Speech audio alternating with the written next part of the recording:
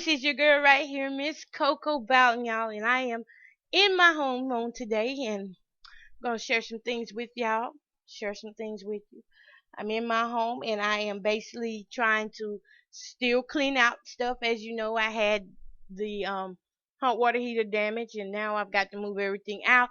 But I thank God that I have not given up, and I thank God that my spirits are still really high and trust in the Lord. I thank God for my friends who are truly coming through, and I thank God for the ones who are praying for me that somebody will come through for me. Ain't that some a prayer can go so far that we can't go.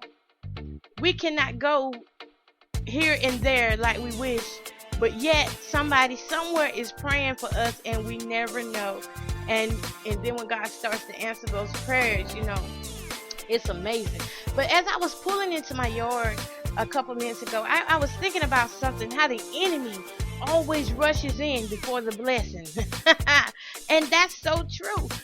I noticed that the enemies are coming from left to right. Even sometimes the devil is trying to put your family against you, your friends against you, and you see who's really there for you. But you know what? I don't have a bone in my body to hate anybody at this point. I don't have a bone in my body to dislike anybody despite my situation, despite how mad I should be about everything that's going on around me. And sometimes that anxious feeling, how you want everything to happen right then and there. I'm not even mad about that. I'm accepting the process that God has given me, because I know this is for my good, and I also know this is going to this is also going to help somebody else. Y'all, I get excited and get tongue-tied. But I was thinking about how those enemies are bad to rush in before the blessing, and I just want you to think. Sit back and think how good God has been to you. Even when the enemy tried to destroy you, tried to knock you down, tried to put salt on your name, tried to call you everything but a child of God, tried to mentally abuse you, physically abuse you. Just think about all those things that the devil sought out to do. But because of God, because of God's favor, because of God's grace and mercy, amen. Because of God's grace and mercy, we have the victory. Even while we're in it, we should shout that we have the victory. And I know in my situation, I do have the victory. And I was so honored to speak with a guy this morning who didn't give me a for sure answer if they could help me or not. But at least he said, we will stop by to see what we can do. Now, that's awesome right there. That's awesome right there. That is a step closer. That's a step closer. And I'm believing that God has put the right people in my life before they even come. Before they even come, I'm believing that God has put and ordained certain people and assigned people to me and my problem, my situation, my circumstances. But I'm in here today, and I have on a mask. So if it sounds like I'm kind of muzzling or something, it's because I have on a mask. But I do want to encourage people not to give up. And don't give in. Don't give in to temptation. I don't care how great it looks, how great it sounds. If it don't sit right with the Spirit of the living God, do not give in to it. I've had so many different temptations come. I wouldn't even say they tempted me really, because I was like, that ain't going to work. That ain't happening. Don't be afraid to say no to certain things. That's what I want to talk about. Saying no. We have taught our children everything but how to say no to certain things in life. And that's going to be my subject for the next couple minutes, is just learning how to say no. Now, I don't know about many of you, but I know sometimes when I'm told no, I feel rejected, and sometimes it can hurt, and that makes me not want to say no to anybody else. And then whenever you don't say no, whenever you need to say no, you find yourself in situations that are out of control, out of hand. So we need to learn and teach people how to say no without offending others. And that's called effective communication. So I'm going to start off by saying, in my life, I made a lot of mistakes. I've made a lot of mistakes. I ended up on drugs. That's one of the famous sayings right there, is just say no to drugs. I ended up on drugs, alcohol, for the majority of the life that I have lived. You hear me? For the majority of the life that I have lived, I lived it on drugs and alcohol. I was an alcoholic and I was a drug addict, and I just recently, in the last 2.5 years, stopped drinking. Glory be to God. And I would still get out there and sing for God and all that stuff, and Lord knows I didn't know what half the stuff meant that I was singing.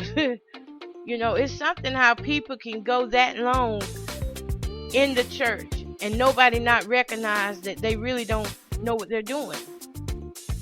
That's the world that we live in today. Just saying no. If I had just said no to those temptations and those advances, I could have saved myself a lot of trouble if I had just said no. I was in an abusive relationship for over 15 years. If I had just said no to some of the things that this man was saying and doing to me, and I would have stuck with my no, I might not have went through a lot of psychological abuse, mental abuse, and the recovery stages. People don't understand there's recovery in that. You don't just break up with somebody and think that it's done. It's a recovering process. So if I had just said no and stuck to my no, I could have saved myself a whole lot of hardships. A whole lot of hardships. So how do we begin to say no to people we love? The people we love the most, we don't want to hurt them.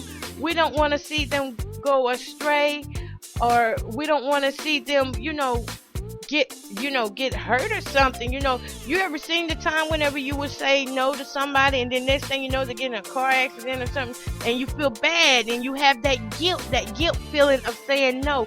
Why did I say no? That guilt feeling. I'm going to tell you something. Whatever's going to happen in life, it's going to happen anyway.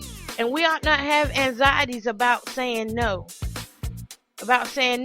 We can't be afraid of who's going to leave us, who's going to stick by us, or who's going to put our name out there just because we said no. You have to learn to live beyond the guilt feeling of saying no. Just say no. You have to live beyond that feeling. That's about like when mothers tell children, no, you can't have a piece of cake right now till you eat. But then they look at them and they feel sorry for them, and that guilt feeling comes over them, and they want to give it to the kid anyway, and they give it to them anyway. And then they can't even eat their dinner now because they have already had the dessert. We have to learn how to say no. It's times in our life when no is going to save our life. It's going to save our mind. You know how precious your mind is? If you just say no, you're going to release a whole lot of burdens right then and there. For instance, situations in the home where maybe it's a husband and wife. Maybe the wife is doing wrong and the husband needs to step up and say no, but he doesn't know how to step up and say no without offending his wife. The husband may be doing wrong and the wife doesn't know how to step up and say no without offending her husband or worrying about him leaving. And I think that's the biggest fear of all, is that whenever you say no to somebody, you're afraid that they're going to leave you. Well, I come to tell you, if they're going to leave you, they're going to leave you regardless. They're going to leave you regardless. And if they can't take what is honest and true, and you haven't said it in an offensive way. Now, there's different ways to say no. So effective communication means knowing how to say no. If you haven't said it in a way that is not going to offend them, then yes, they will rebel. They'll start bucking. Yeah. So what are some of the different ways that we can say no? Y'all, I'm messing with stuff in here. Let me give you an example of how you can use your no and still feel good about yourself. Say that you're working for somebody. And they come and they have another job that they need you to do. Now, this other job that they need you to do, it's going to take a whole lot of time and prep to get it done. And in your heart, you know that you really can't fulfill both assignments at that time that they want you to do it. So how do you tell your boss no? How do you tell them no without, feeling like you're going to get fired? Well, this is one way you can tell them no. You can say, at this time, I can do the job, but it's either going to be this one go first or that one go first. That's a good way of saying no without actually saying just no. And you give them the option to pick out what is more important to them. Which job is the most important? What are your priorities? That's a good way to do. And if they want to hire somebody else, let them. Don't try to hold on. Especially if you cannot fulfill the assignment, or the task at hand. And in relationships with our children, let me tell you, growing up, my parents were strict, but they was the type of parents that would let you make your mistakes. But they would tell you now, they'll tell you beforehand, but if you don't listen, that's up to you. So as a parent, when I got older, my kids, it was certain things that my kids wanted. Say maybe Nike shoes, the beginning of the school year, they wanted Nikes and they wanted all these name brand jeans and stuff. Well, mama can't do that by herself. I was a single mother. Mama couldn't afford all those things and to keep them up with the other kids, like I really wanted to in my head. So whenever my child asked me for it, I said no. We need to get the necessities. But I didn't say it in a way that would hurt their feelings. I just said, we'll get this now and we'll work toward getting this later. That was a form of no right there. But it was an effective form of no, because I'm not saying that we're not going to never do it or never get it. It just means we're not going to get it right now. But we will work toward getting it later on.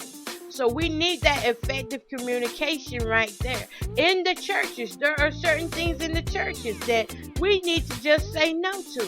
These women out here who are wearing short dresses and stuff, we don't have to offend them whenever we see them come in. We don't have to throw off on them or call them Jazzy Belle, because they may have the best heart out there. They just love to dress and show some skin. But they have a good heart.